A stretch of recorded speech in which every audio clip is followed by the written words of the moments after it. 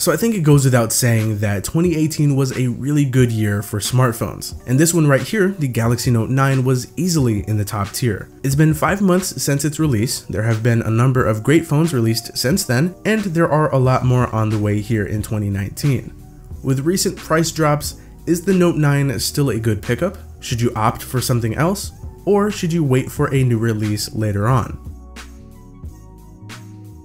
After using the Note 9 as my main phone for a large portion of the last 5 months, it became more and more apparent that the Note 9 is just special, and my only true gripes with it are the cameras. I guess another thing would be Samsung's software experience with One UI. Now, I've only spent a little bit of time with One UI. Yeah, I got it later than most. It's got some nice changes and additions and all, but I feel there's still a bit of polish that can be done to it. Now, for the price at launch, $1,000, among a lot of us at least, seemed kind of justified, seeing as how that price point is becoming the norm, and the Note offers the most for that price. Fast forward to right now though, and you'll see that prices have since dropped by a few $100s. You can find Note 9s on Amazon for about $800, and if you shop around on places like Swappa, you can find one for less than $700. Yeah, seriously, you learn something new every day.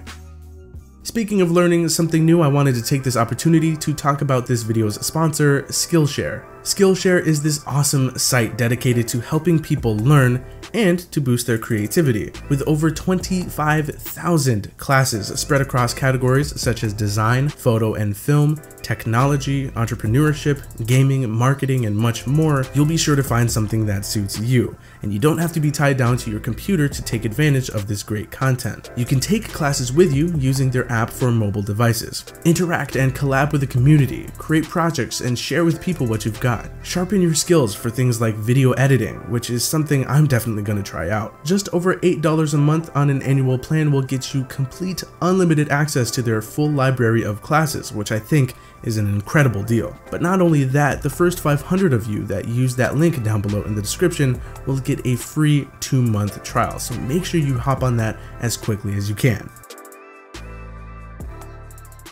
So as I expected, performance on the Note 9 hasn't really taken a hit, and it shouldn't so soon. It's still blazing fast, there's no real lag, battery life is still phenomenal, RAM management is great, multitasking works well, games run smooth, it's all good. This phone, of course, is known to be that no compromise beast of a phone that just has it all. I mean, look at it. It's made out of premium materials, it's incredibly solid yet thin and not too heavy. The phone's got a huge, crisp, bright, colorful, absolutely gorgeous display, a notchless one at that, perhaps the best on any Android phone right now. There's a large 4,000 mAh battery that's good enough for 6 to 7 hours of screen on time, at least in my heavy use. It's water and dust resistant, it's got stereo speakers and fast wireless charging, multiple biometric security options, expandable storage up to 512 gigabytes in addition to the baseline model's 128 gigabytes. It's got the mighty S Pen, and it's one of the few flagships left with a headphone jack. What more could you possibly want? Okay, I hear a few people typing out their answers to that question already, but you guys get my point. At $1,000, I can see why people would have a problem with it. Justified or not, it's still $1,000. But now I think it's safe to say it's even more of a recommendation by me to those looking for a phone that's loaded with features and does everything very well. And I didn't even mention the slew of software features Samsung implements to enhance the user experience, but we already know about those. So what's the holdup? Well, for one, the phone is large, and not everyone wants a phone this big.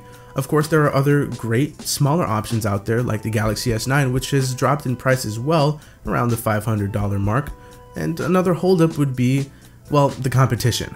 There are other phones out there that have each taken a turn in the spotlight and have drawn me away from the beast that is the Note 9. Phones like the Pixel 3 XL, OnePlus 6T, especially that McLaren edition, and others that I haven't gotten the chance to try out like the Mate 20 Pro. Not to mention all of the new phones that'll be coming out like Samsung's own S10 line. But as of right now, with current smartphones, my thing with the Note 9 is I know I can depend on it. It is the Swiss Army knife of smartphones, so much so that there are features I may not know I'll need until I need them, like the S Pen and all of the great things that it can do. While I can live without it on another phone, the user experience is definitely enhanced when it's around. Now, as I alluded to earlier, at least for me anyway, the Achilles heel for the Note 9 is the combination of its software and the cameras. As you know, I haven't had too much time with One UI, so it's a bit of a bag of mixed feelings from me overall. But if I'm being honest, it's not something that I'll tell people to avoid the phone for. The cameras, I think, are really good, and they're towards the top tier for sure. And if you like camera features, the Note's got you covered, no question. There are features everywhere in here. But my gripe is with Samsung's picture processing, especially with the front-facing camera. I'm getting vibes of what LG had to offer in previous generations. The cameras just aren't on the level that they used to be. Samsung's cameras years ago used to be top 2, top 3, but now I feel as though they've fallen to top 4, top 5 when comparing to other options out there. On their own, they perform well. Low light results are solid, shots in bright conditions are very good, they're bright, sharp, and punchy, and videos come out looking good as well. I think most people will be pleased here. Heavy selfie takers, on the other hand, may quickly see that results are just meh, for lack of a better term. Bottom line, the cameras are good, just don't go buying this phone because of its cameras. They'll definitely get the job done, but it's when they're compared to the competition that their inferiority starts to come out a little bit. Every phone has its compromises. Every phone has something that may turn you to something else, the Note 9 included. But I feel that the Note has the least amount of compromises, along with the smallest ones. The pros more than outweigh the cons in my book. With buying options showing prices a good amount less than $1,000 nowadays, the Note 9 looks to be a no-brainer. No more a deal breaker, but more so a deal maker. It's honestly one of the easiest recommendations to make. Is it the best phone out on the market? That's debatable, because there are a number of fantastic options out there like the 6T, the Pixel 3, Mate 20 Pro, and others that all have great selling points and advantages over the Note. Having said that, as of right now, with these new price points, I don't think you'll find a phone more feature-packed, well-rounded, and reliable than this one. Let me know what you guys think of the Galaxy Note 9, and we'll talk about it down below in the comments. Be sure to hit that like button if you enjoyed the video, and subscribe to the Android Police channel if you're new. I'll talk to you guys later, and thank you so much for watching.